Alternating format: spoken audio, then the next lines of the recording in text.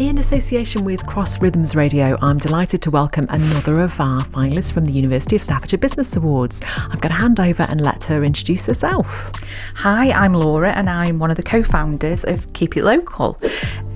So we started Keep It Local with myself and my husband, and it started as a passion project to support local creative businesses. We really love to visit artisan markets locally, and we kind of felt that there wasn't enough things that were happening to promote these guys. So we went on this mission to support local creatives and also to reinvent the high street, because we really felt that that community, that sense of a place to feel proud of, was kind of getting lost a little bit. So all of this came together and we created Keep It Local.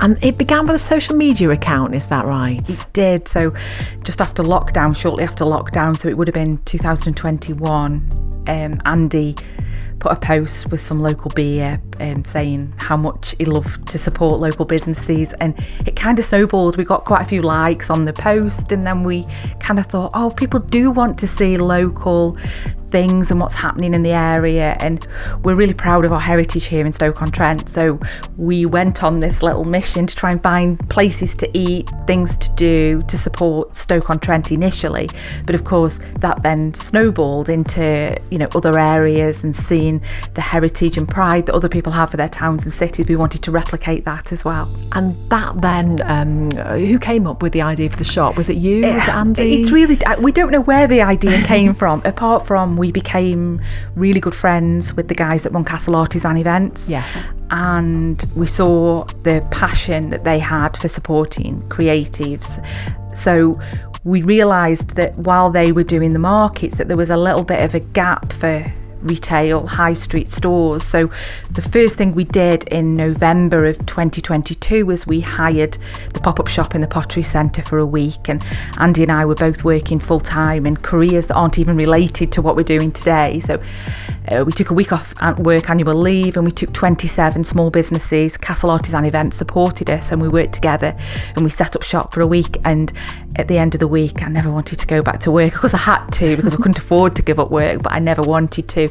But what that led to then was, at the start of 2023, Andy then gave up his full-time job to kind of, let's just give it a go and see what happens. And at the time, our youngest son had a skiing accident, so he'd broken his back, so he couldn't go back to his job, which he was an apprentice at the ski centre in Stoke. So he supported Andy, so it was the two of them while I was working full time still. And we went on like that for right through until the October of 2024. We opened up Longton in the Longton Exchange. We were one of the first independents to open up a store in that Longton Exchange, which was a great incentive, and we still do believe in what's happening in the Longton Exchange. We think it's wonderful. We opened up a shop there and we ran that for 18 months. And we also opened one in Newcastle-under-Lyme, yes, a pop-up shop, and we did that for 9 months alongside testing the water a little bit further afield. So we went to Mansfield, Warrington, and we just wanted, and we did Affinity, Freeport, we did lots of little pop-ups to test the water, yes, to see what worked and what didn't.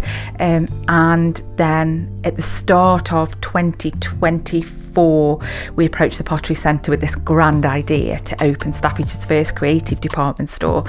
And to be fair, we didn't know how we were going to do it. Yes. We just had this goal, and that was what we wanted to do.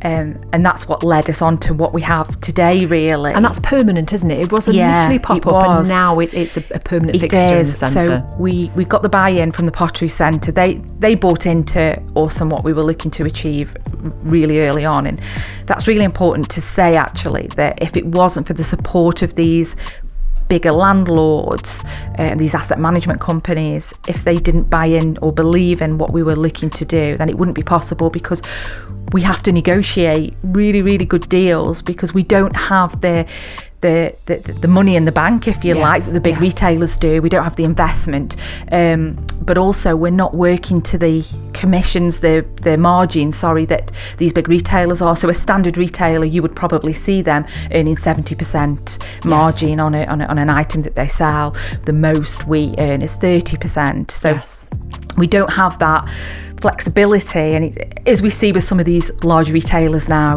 Claire's Accessories and New Look and all of these that we're hearing about at the moment, it's hard enough when you have got those markups coming in. So when you're a small guy like us with not that, then it is really hard. So you've got to work with people that are aligned to what you want as well. And let's explain fully the premise of the shop. So it's keep it local, and you are a sort of umbrella for lots of independent creatives from the local area that the shop is within. So that the Hanley shop, how many creatives have so we've got there? 107 currently working with us. Okay. Over the Christmas period, when we launched Staffordshire's first creative department store, and we launched that for a 3-month period, we had 205, I think, working with us. Yes. And of course that then drops off as you come out of the peak season, because some of the creatives you're working with have only got Christmas type products, etc. We also moved units, so we were initially in the next unit in the Pottery Centre over 2 floors, and we moved into the old Peacocks unit. Okay. On the 1st of July. So we've signed a permanent lease now on the Peacocks unit, whereas we were operating as kind of a pop-up model in the next unit with kind of like a rolling contract.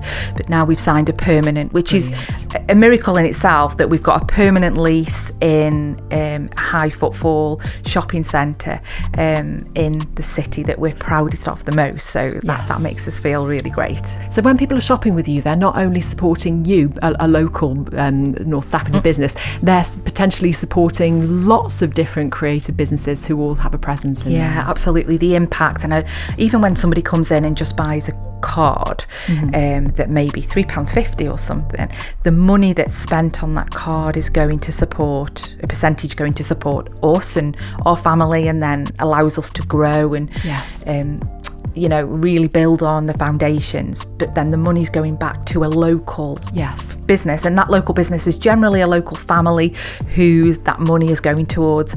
We say things like, it's paying for the children's dance lessons, or it's paying for that money to be reinvested in the local economy, but the reality is it's paying to put food on somebody's table. That's the reality. It's paying for somebody's mortgage or somebody's bills, and that's the importance of what we're doing. The money isn't watered down. We gave back over the Christmas period, so from the 1st of October to the end of December, we gave back £136,000 to those small businesses that we worked with, and that wasn't our commission. That's exactly the direct payments that were left our bank and went into their accounts. And I think that's just incredible to say that that's gone to support local people. And this model's working so well, you're rolling it out to other areas, aren't you? Absolutely, yeah. So you're successful in Cheshire already, aren't you? Yeah, so we opened the Warrington store in February of this year.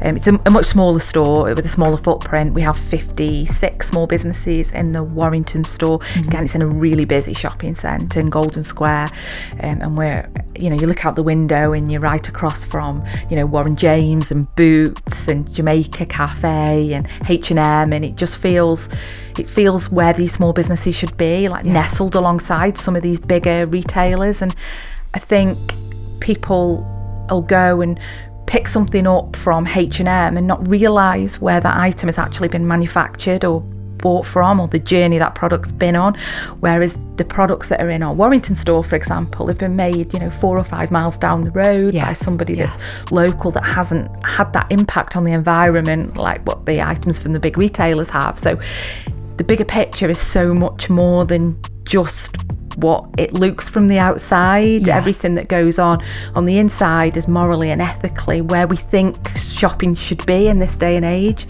Warrington's going really, really well, and we're just about to open one in Telford, so that should be open in the next 2 weeks, and then towards the end of September we'll be opening one in Carlisle. And again, these centres that we're working with, so the Telford Shopping Centre and the Lane Shopping Centre in Carlisle, all feel aligned to what we want to achieve and are all willing to almost take a bit of a risk on a business like us and negotiate a deal that's fair, where everybody benefits. And I believe that's the only way the high streets will survive, if everybody works together to the same goal. And I think that's the success of the store, particularly the Hanley store, in that everybody that's involved, from us, to the Pottery Centre, to Savills, who were the landlord, to every single small business that's involved. Everybody is working towards the same goal, and that is what the success is. It's not one person, it's everybody together. There's no reason why it couldn't be rolled out to any high street anywhere in the country, is there? We'd absolutely love that, and of course we have plans for that, although we do feel a bit fatigued with it this year, because it has been like, you have to, and I've always believed this, if you don't have a lot of money in the bank, you have to have a lot of time, and that's what we've done. We've given it every second of every day hasn't been wasted, because that's what we can contribute is passion and time, and that's what we've done, and hopefully that will pay off in time. How many jobs have you created since it started? So we've got 9 currently on the payroll, and we're about to recruit another 5. So and with Christmas we'll probably take on some temps as well to help us over the Christmas period. So And of course you're a finalist in the High Street Impact category of the Business Awards, and you are encouraging people, aren't you, onto the high street, you know, for other businesses as well, if people are coming to visit you. Yeah, absolutely. We've always been a supporter of local independence and getting people back on the high street. That was our mission. That was what we always wanted to do. It's not as easy as you think it's going to be, because habits, we're all guilty of having those habits where it's easier to buy something online, or we all contribute to that negative narrative that can be portrayed in the local press, which is really unfortunate. So we really try our best to see the good in what our city and high streets can offer, and there is so much good, and we champion anybody that takes that punt and makes that little risk of maybe investing a little bit of money or a little bit of time and starting something, because the rewards that you get from it are tremendous, really. Fabulous. Well, thank you for sharing your story. Wonderful to have you with us today. Thank you. Thank you.